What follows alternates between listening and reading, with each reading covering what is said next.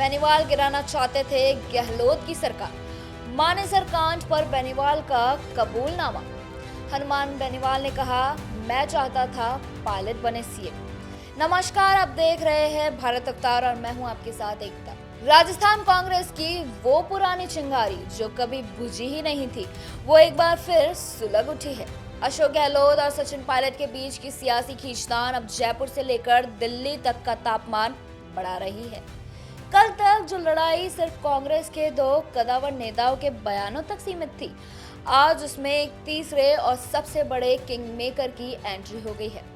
जी हाँ, हम बात कर रहे हैं आरएलपी के सुप्रीमो हनुमान बेनीवाल की। बेनीवाल ने जयपुर में अपने आवास पर एक ऐसी प्रेस कॉन्फ्रेंस की जिसने राजस्थान की सियासत में भूचाल ला दिया।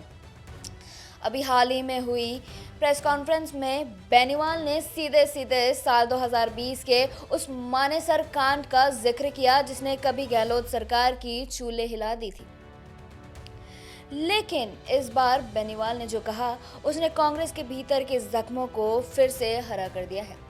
हनुमान बेनीवाल ने बिना किसी लाग लपेट के डंके की चोट पर कहा कि मैं तो दिल से चाहता था कि अशोक गहलोत की सरकार गिर जाए और सचिन पायलट राजस्थान के मुख्यमंत्री बन जाए।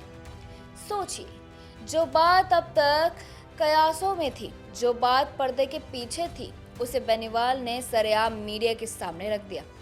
बेनीवाल ने साफ कर दिया कि उस सियासी ड्रामे के दौरान उनकी सहानुभूति पूरी तरह पायलट के साथ थी। वो चाहते थे कि राजस्थान की कमान एक युवा चेहरे यानी सचिन पायलट के हाथों में आए। एक तरफ पूर्व मुख्यमंत्री अशोक गहलोत हैं, जो बार बार मानेसर कांड की याद दिलाकर पायलट खेमे को घेर लेते हैं, और दूसरी तरफ उसे एक गलती मानकर माफी की बात कर रहे हैं। दूसरी तरफ सचिन पायलट है, जो करौली के किसान सम्मेलन में खड़े होकर कहते हैं कि मैं 25 साल से राजनीति में हूँ, बहुत चालें देख चुका हूँ, लेकिन मैं सच्चाई के साथ खड़ा रहूंगा। पायलट संयम की बात कर रहे हैं और इसी बीच एंट्री होती है बेनीवाल की, जो पायलट के पक्ष में बैटिंग करके गहलोत खेमे की बेचैनी को 100 गुना बढ़ा देते हैं। ये पूरा घटनाक्रम ऐसे समय पे हो रहा है जब दिल्ली में बैठा कांग्रेस आलकमान राजस्थान में एकजुटता का ढोल पीट रहा है। लेकिन जमीनी हकीकत ये है कि राजस्थान में सामने पंचायत और नगरीय निकाय चुनाव है। अगर दोनों खेमे में ये तलवारें यूं ही खींची रही तो इसका खामियाजा कांग्रेस को न सिर्फ प्रदेश में बल्कि राष्ट्रीय स्तर पर भी भुगतना पड़ सकता है।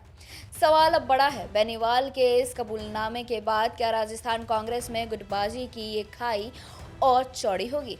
आपकी इस पर क्या राय है? हमें कमेंट्स में ज़रूर बताएं और बने रहे हमारे साथ। धन्यवाद।